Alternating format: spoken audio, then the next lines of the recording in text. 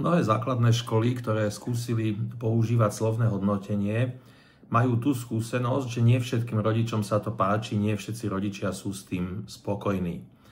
Aj keď právne je situácia taká, že rodičia do tohto nemôžu hovoriť, môžu prípadne na nejakej rade rodičov vyjadriť svoj názor, ale pokiaľ sa škola tak rozhodne, rodičia nemajú právnu možnosť tomu zabrániť.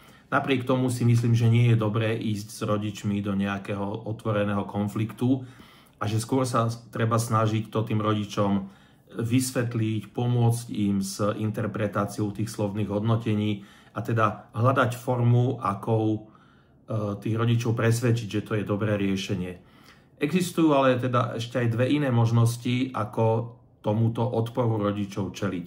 Jednou z nich je kombinované hodnotenie. V 6. až 9. ročníku už základné školy musia používať kombinované hodnotenie, pokiaľ nechcú používať čisto známky, nemôžu používať len slovné hodnotenie.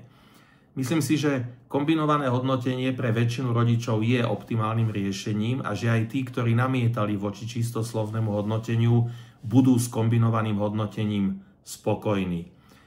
Pretože hlavný dôvod, pre ktorý rodičia namietajú voči slovnému hodnoteniu, je ten, že to pre nich nie je dostatočne jasná, ľahko pochopiteľná informácia. Predsa len tá známka, hoci hovorí oveľa menej o tom žiakovi ako slovné hodnotenie, na druhej strane hovorí to o ňom veľmi jasne.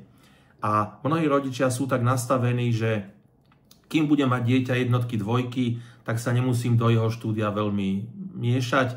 Ako náhle by dieťa začalo nosiť trojky, je to pre mňa signál, že musím konať.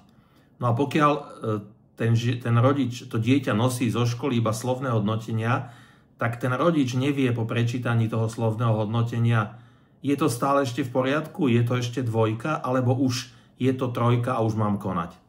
Čiže jedna možnosť, ako zmierniť nevôľu rodičov, je používať kombinované hodnotenie, pretože to kombinované hodnotenie im dáva aj tú jasnú, stručnú informáciu, ktorú potrebujú, ktorú chcú počuť, je to jednotka, dvojka, trojka, a zároveň im dáva aj tej viac informácií, ktorú obsahuje to slovné hodnotenie. A druhá možnosť, ktorá existuje, je táto. Nič nebráni škole, aby na konci slovného hodnotenia pripojilo vetu a keby sme hodnotili známkami, bola by to dvojka. Nikto nezakazuje škole túto vetu napísať ako súčasť slovného hodnotenia. Tá škola nehodnotí známkami, čiže to nie je informácia, že dieťa dostalo dvojku, to je informácia, že tie výkony toho dieťaťa by pri klasickej klasifikácii boli na dvojku alebo na trojku.